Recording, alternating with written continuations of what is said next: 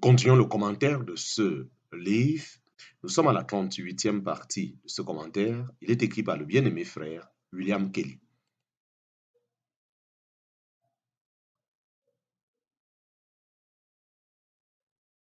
Mais c'est tout à fait différent de s'en charger comme exprimant sa propre responsabilité devant Dieu.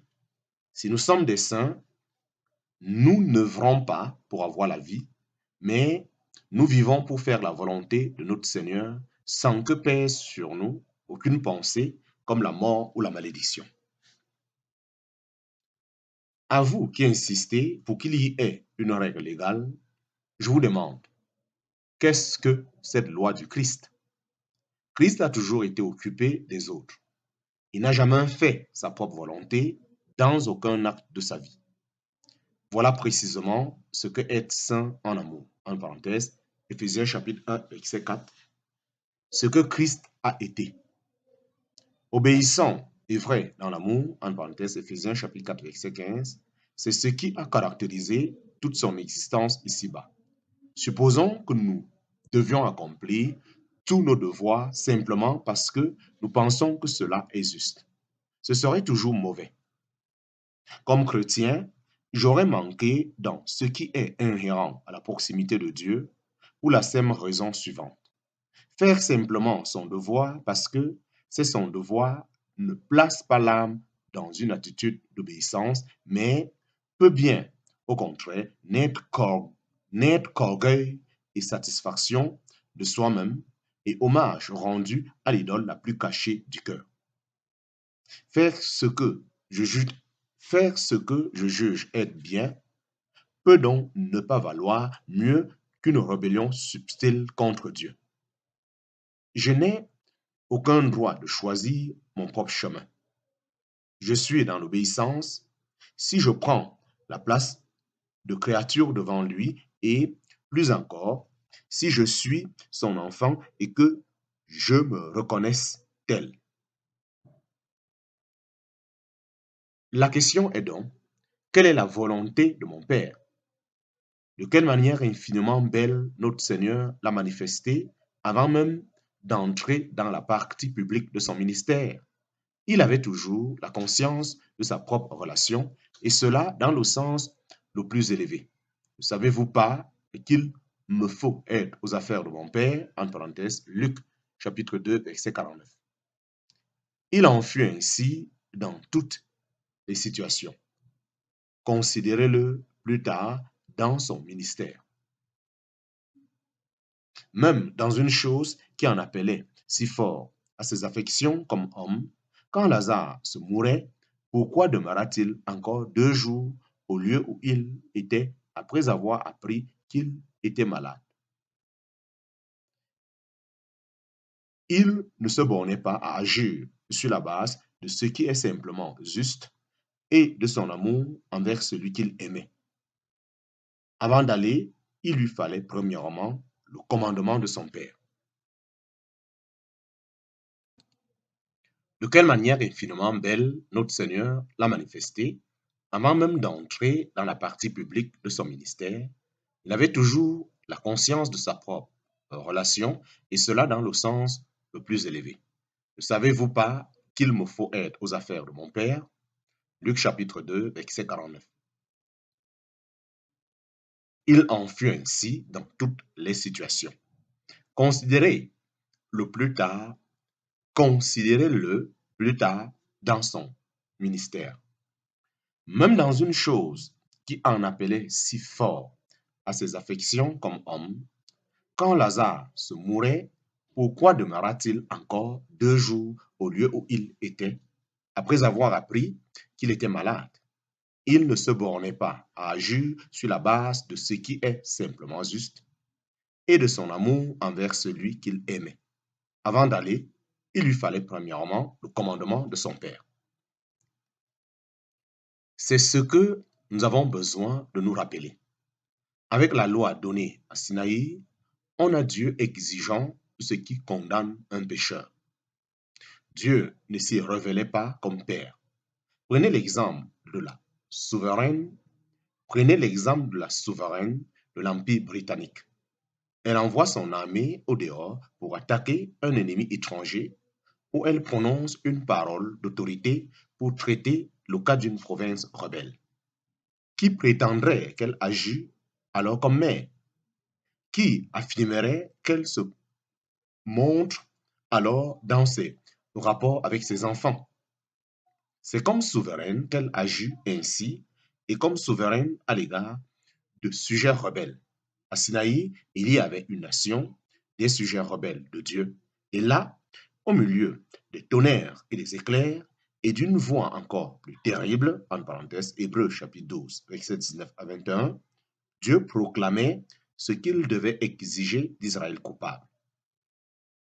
Mais comment Dieu parle-t-il maintenant, lui qui a parlé alors d'une manière si terrible par son Fils, en parenthèse, Hébreux chapitre 1, verset 2. C'est le même Dieu, mais quelle voix différente. Dieu maintient toujours son droit et son titre, non seulement pour faire valoir ce qu'il a prononcé en rapport avec Israël autrefois, mais aussi pour introduire ce qui est nouveau. Que signifie une nouvelle alliance si elle ne rend pas ancienne celle qui précédait? En parenthèse, Hébreux chapitre 8, verset 13. De même ici, nous avons la loi du Christ. Galates chapitre 6, verset 2, en contraste, marqué par la loi de Moïse qui avait affaire à la chair rebelle. La loi du Christ dirige ceux qui vivent par l'Esprit et qui doivent marcher par l'Esprit, mais qui, néanmoins, ont encore une nature mauvaise. Mais comment seront-ils fortifiés dans la nouvelle nature et comment vaincront-ils la vieille? L'apôtre dirige aussitôt leur regard vers Christ et leur dit, portez, etc. Galates chapitre 6, verset 2. Telle est la manière pleine d'amour et sans égoïsme d'accomplir la loi du Christ. Que votre âme s'intéresse aux saints qui sont dans le besoin et dans la détresse, et même s'ils s'y trouvaient du mal positif, cela vous rejettera sur Dieu pour présenter quelque chose venant de Christ, propre à relever l'âme qui a glissé dans le bourbier. L'apôtre introduit d'abord le cas flagrant d'une personne qui tombe dans le péché, puis il élargit le sujet. Si vous voulez savoir quel est le sentier de Christ maintenant et quelle est la volonté de Dieu, voici ce que Christ faisait. Il est venu pour un monde rempli de mal et d'opposition à Dieu, rempli d'orgueil et de vanité. Et qu'a-t-il fait? Il passait de lieu en lieu, faisant du bien et guérissant tous ceux que le diable avait asservis à sa puissance, etc. Actes chapitre 10, verset 38.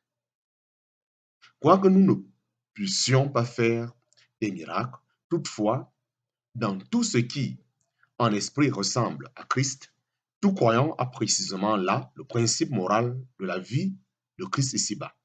Si vous avez réellement Christ, vous avez Christ non seulement quant à l'expiation, mais comme votre vie. Qui croit au Fils a la vie éternelle. Parenthèse, Jean chapitre 3, verset 36. Et la vie éternelle, c'est Christ, en parenthèse, 1 Jean chapitre 5, verset 20. Tout aussi réellement que, étant né d'Adam dans ce monde, j'ai reçu une vieille vie naturelle qui aime le mal et qui en monte en capacité pour faire sa propre volonté au fur et à mesure qu'elle en monte en force. De même aussi, si je crois en Christ, cette nouvelle vie est produite et elle se développe dans la mesure où l'âme se nourrit de Christ et regarde à lui et où elle médite sur les paroles et les voies de Christ. Il y a une puissance d'assimilation communiquée ainsi aux croyants par le Saint-Esprit. Les paroles de notre Seigneur sont esprit et sont vie. En parenthèse, Jean chapitre 6, verset 63. Ce n'est pas seulement qu'elles commencent par produire la vie, mais elles la soutiennent et sont le moyen de sa vigueur. C'est ce que l'apôtre Pierre nous montre, en parenthèse, 1 Pierre chapitre 1. Il parle de la sémence incorruptible, la vivante et permanente parole de Dieu, en parenthèse, 1 Pierre chapitre 1, verset 23. Puis il montre que cette même parole de Dieu, qui est le moyen de communiquer la vie initialement par la révélation de Christ, est aussi le moyen donné pour la fortifier et la réfléchir. C'est pourquoi il les exhorte, comme des enfants nouveau-nés, à désirer ardemment le pur lait maternel, le pur lait intellectuel de la parole. En parenthèse, 1 Pierre chapitre 2, verset 2.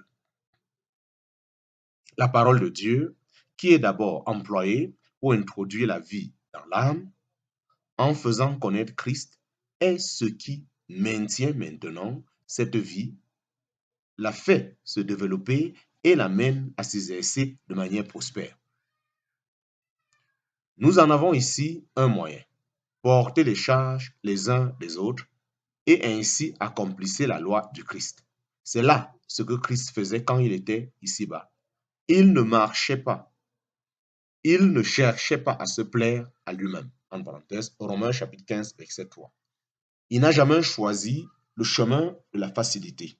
Au contraire, ce qui occupait le Seigneur Jésus, c'était tous les cas de misère et de péché et de douleur, pourvu que ce fût la volonté de Dieu.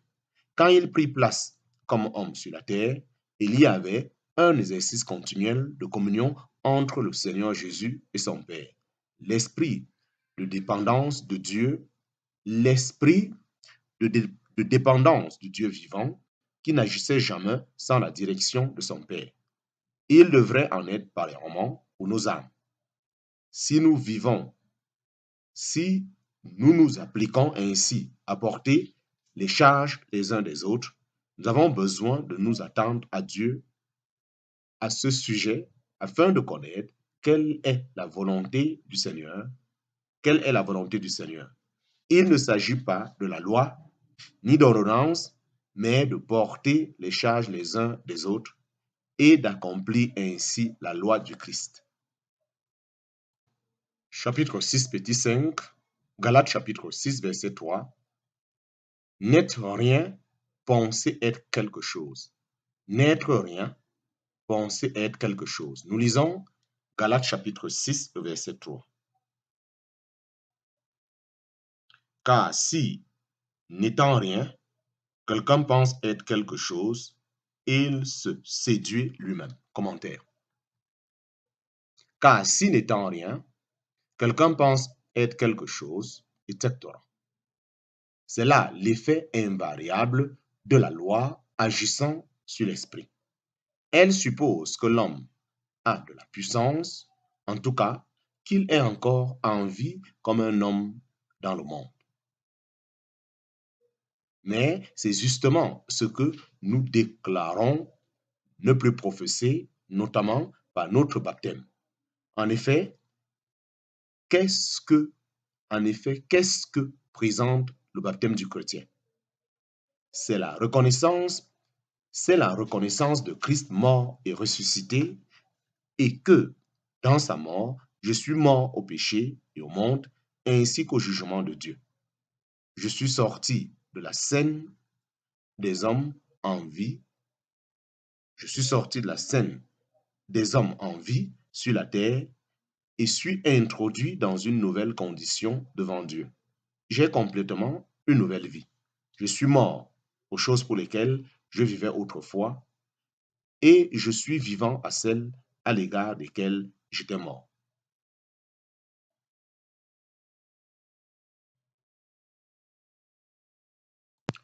J'ai commencé une nouvelle vie. Je suis mort aux choses pour lesquelles je vivais autrefois. Et je suis vivant à celles à l'égard desquelles j'étais mort. C'est dans tout cela que Christ fait entrer celui qui croit. Il est donc clair que, si n'étant rien, quelqu'un pense être quelque chose, il se séduit lui-même.